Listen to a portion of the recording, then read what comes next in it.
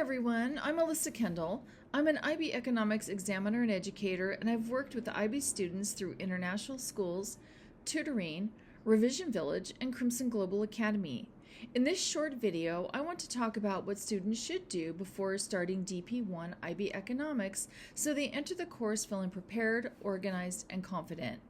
A lot of students underestimate how different IB Economics is from previous courses, and that can create problems later in the year. My goal today is to help incoming students avoid some of those common mistakes. One thing I see every single year is students falling behind slowly without realizing it at first. Usually it's not because they are incapable students. In fact, many are very strong academically. The problem is often that they wait too long to organize properly, practice diagrams consistently, build study habits, or connect economics to real-world events. IB Economics builds over time. Concepts connect to each other throughout the course, so students who stay organized and review consistently tend to feel much more confident later. Many students think they can catch up later, but by December or January, they already feel overwhelmed.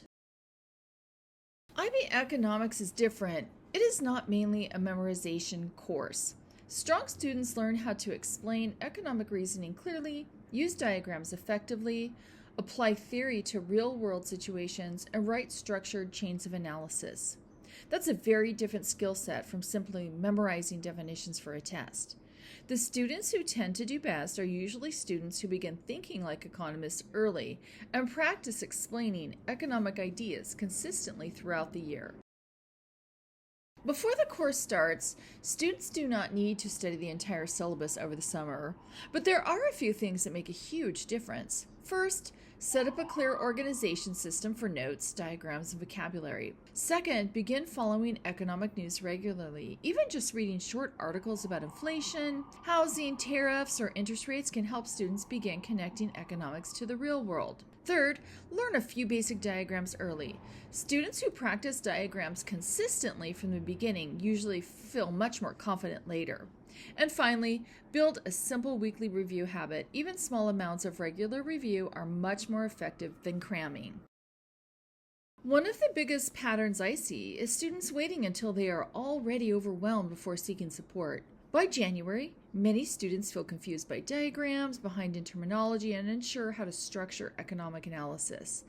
At that point, students often lose confidence and start feeling stressed about exams, even though they still have plenty of time left in the course. Starting early and building strong habits during DP1 can prevent a lot of unnecessary stress later. That's one of the reasons I created the ScholarsIQ DP1 Support Subscription.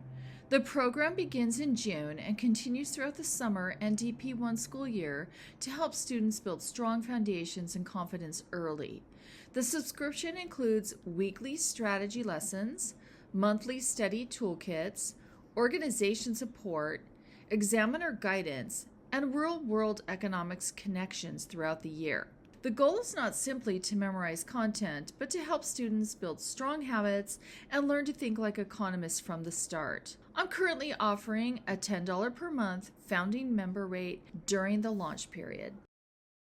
The goal of this program is simple: to help students enter IB Economics prepared, organized, and confident, rather than overwhelmed halfway through the year. Thanks so much for watching, and if you would like more information about the ScholarsIQ DP1 program, feel free to message me or click on the link.